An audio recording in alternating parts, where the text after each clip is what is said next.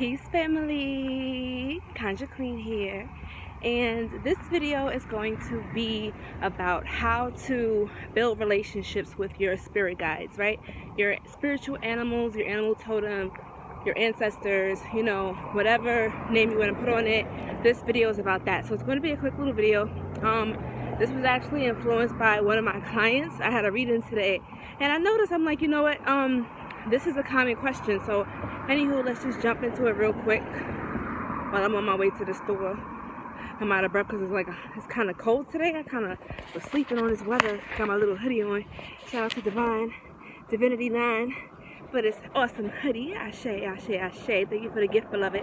Anywho, how to build relationships with your spirits. Now look, this is how you build a relationship with your spirit guides. First of all, you got to realize that spirits are just like us. They're not different. They only just don't have physical bodies. But you have to realize that they do have personalities. They do have temperaments. They have likes and dislikes, strengths, weaknesses. So how do you build a relationship with a person, right? How do we build friendships? How do we build loving relationships? How do we do these things? Well, first of all, you have to know who you are. That's rule number one, because if you know who you are, then you know what you like. You know what type of energies you attract. You know what type of energies you repel. You know your strengths, your weaknesses. Now, when you know what you're looking for, you know what type of spirits you're seeking. You know what type of tribe you're looking for. You know what type of energy. Like, you got to know what you want. If you don't know what you want, then you'll open in a whole bunch of portals into your life anyway. So before you even think about knocking on that spiritual door and asking for somebody to come and help you, you got to have an idea of what it is that you're looking for, what you want. You got to know what you want. That's rule number one. Then two, once you establish a relationship with yourself, you should try to establish a relationship with your spirit guides, with your ancestors.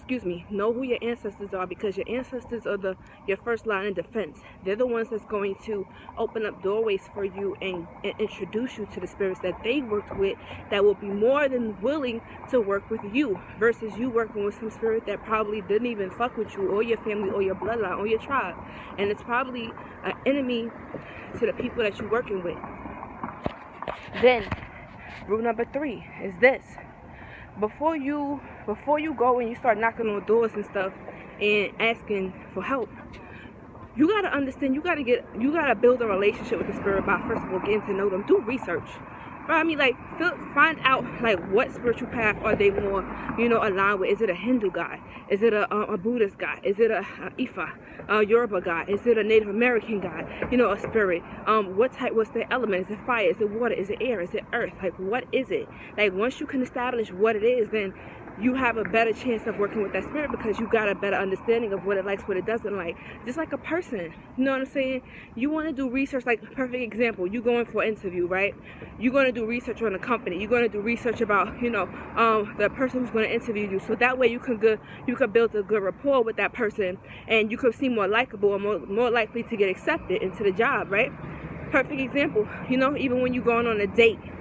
You're going on a date with somebody, you getting to know them, you studying their habits, you studying their likes, you're asking questions, and like, that's what you do when you're trying to build a relationship with a spirit.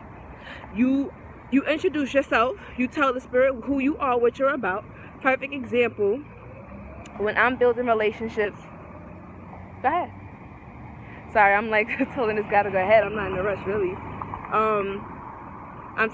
So when you building a relationship with spirit, what you want to do is you want to introduce yourself. You want to let them know who you are. That's why it's so important that you know who you are. Introduce yourself. Let the spirit know who you are, what you are. When I introduce myself to spirits, I tell them my name. I tell them what I'm looking for. I tell them what the terms of agreements are. You have to have terms of agreements. Let the spirit know if you're trying to work with them long term. You're trying to just get a favor. You gotta tell them your intentions and be direct. That's why you gotta know what you want, know who you are, and put it on the front street. So then once you do that, the spirit will tell you about them, who they are, what they like, what foods they like, and you listen. Now, some people say, well, how do you know when a spirit is contacting you? Really simple. Listen, meditate. Meditation is to receive messages, prayer, and affirmations, and to give. When you make affirmations, you're projecting your wants and your will onto the spiritual world. When you're meditating, you're quieting your mind, and you're in a receptive mode to receive. Okay, you got to practice meditation. I always tell people, they say, Conjurequeen, how can I contact spirit? How can I become more spiritual? How can I get in more alignment? And I'm trying to tell you guys that you have to quiet your mind. It takes practice. Some people have it naturally. Some people need more work. Some people have to do more work to establish that mind state, or that state of mind of calmness to receive. Once you establish that, and I'm right in front of the place I got to go to, but I'm just going to make this quick. Once you establish that, you start to realize that you can access the spiritual world at will, without much practice, without having to do all of the rituals and stuff. Soon it'll just be like, kind of like, let's say, you know, you need quick answers right now. Like, you could just like zoom into that mode, contact your spirits, and ask them, yo, what's going on? How should I handle this? Da da da. And you gotta know how to ask questions. Don't ask, you know, should I do this? Yes or no. Like, spirits hate that. They hate yes or no questions, because they can't supersede on your free will. So it's better to ask like questions that say, how can I go about doing this? You know, what is the best method to do this? You know, what's going to be the outcome of making this decision? You know, is this job, like, you know, how should I go about doing this job? You know, like, whatever it is, that's how you ask questions to the spirit world. So if you're seeking assistance, if you're seeking help, then you got to know how to ask certain questions. But to build the relationships, it's all about talking to them every day, giving offerings, giving thanks, being like, you know, giving thanks, and reciprocity. Like, don't be taking and then like expecting the spirit to give you. Like, a lot of people have this state of mind. It's just kind of like, you feel like somebody owes you something, and the spirit realm don't owe you crap. You feel me? Like, a lot of people, y'all gotta come humble.